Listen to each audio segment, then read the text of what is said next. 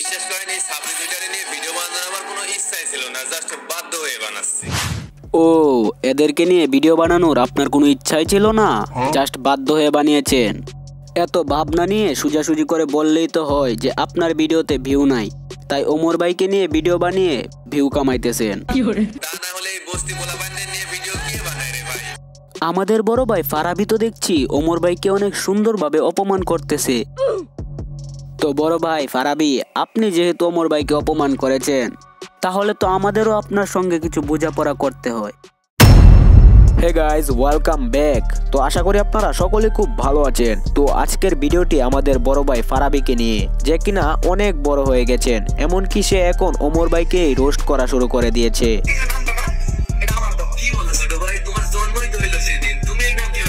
যাকে নিয়ে ফারাবি এতদিন ভিডিও বানিয়ে লক্ষ লক্ষ ভিউজ গেইন করেছে, এখন সে তাকেই রোস্ট করা শুরু করে দিয়েছে। আর আমি আপনাদের একটা কথা বলি, আপনারা অনেকেই হয়তো প্রতিবন্ধী টিকটকার দেখেছেন, কিন্তু কখনো কি আপনারা প্রতিবন্ধী ইউটিউবার দেখেছেন? না দেখলে এখন দেখে নিন, ইনি হচ্ছেন আমাদের সেই বিখ্যাত প্রতিবন্ধী ইউটিউবার। আসসালামু আলাইকুম বড় ভাই।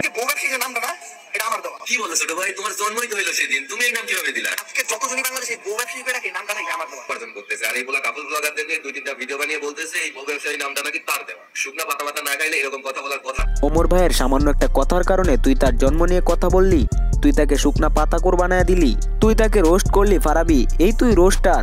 কোনো এমন বড় কারণ ছাড়াই তুই ওমর ভাইকে অপমান করলি? তুই কি রোস্টার নাকি রাস্তার ছেঁড়া ময়লা পোস্টার? তোর মাথায় কি গিলু আছে না গু আছে, আমি তো এটাই বুঝতেছি না।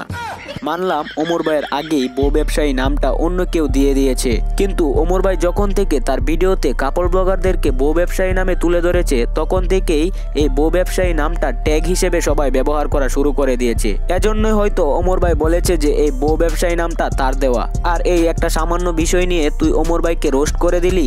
আর এই জন্যই আজকে আমি তোকে দেখাবো যে রোস্টিং কাকে বলে এবং রোস্টিং কত প্রকার। আচ্ছা, তুই যখন ওমর ভাইকে অপমান করতেছিলি, তখন কি তুই একবার ভাবলি না যে মানুষ তোকে কিভাবে অপমান করবে? এই পর্যন্ত অনেকেই তোকে নানানভাবে অপমান করেছে, তারপরেও তো দেখতেছি তোর কোনো লজ্জা শরম নাই। আর লজ্জা শরম নাই বইলেই তো আমাদের ফারাবি আপু কিছুদিন আগেই ওমর ভাইকে নিয়ে একটা ভিডিও আপলোড দেয়, আর সেই ভিডিওতে সে ওমর ভাইয়ের কাছে ক্ষমা চাওয়ার বদলে সে আবারও ওমর ভাইকে নিয়ে নানান ফালতু কথা বলা শুরু করে দেয়। আর যে কারণে আমাদের ফারাবি আপুর ভিডিওর কমেন্টে দর্শকরা অনেক সুন্দর সুন্দর কমেন্ট করে দেয়। আর এর মধ্যে কয়েকটা কমেন্ট আপনারাও দেখে নিন। আমি পারি না আর পারি না। বিশ্বাস করেন এই সাবজেক্ট দুইটারে নিয়ে ভিডিও বানানোর আমার কোনো ইচ্ছাই ছিল না, জাস্ট বাধ্য হয়ে বানাচ্ছি। আরে না রে ভাই, আপনার কথাটা তো ঠিক হইল না, আমি আপনার কথাটাকে ঠিক করে দিচ্ছি। বিশ্বাস করেন ভাই, এদেরকে নিয়ে ভিডিও বানানোর আমার কোনো ইচ্ছাই ছিল না, জাস্ট ভিউ এর জন্য বানাইছি। এই তো এবার ঠিক আছে।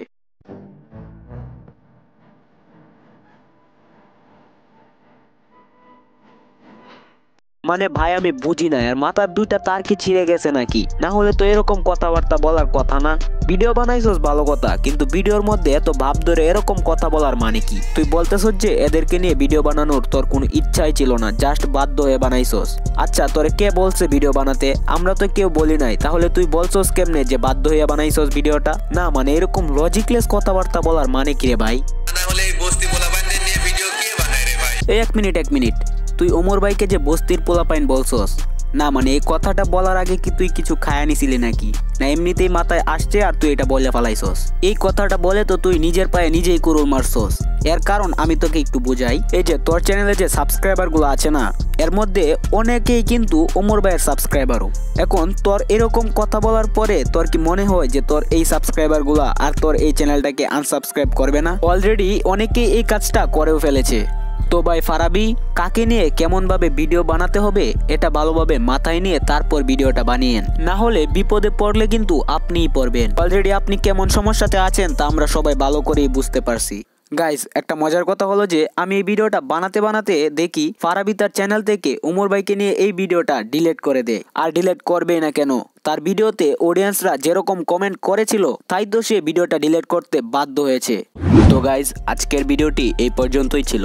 যদি আপনার কাছে চ্যানেলটি ভালো লেগে থাকে তাহলে চ্যানেলটিকে সাবস্ক্রাইব করে দিতে পারেন। আর ভিডিওটি যদি ভালো লেগে থাকে তাহলে অন্তত একটি লাইক করে দিবেন। তো দেখা হচ্ছে পরবর্তী ভিডিওতে। Good bye.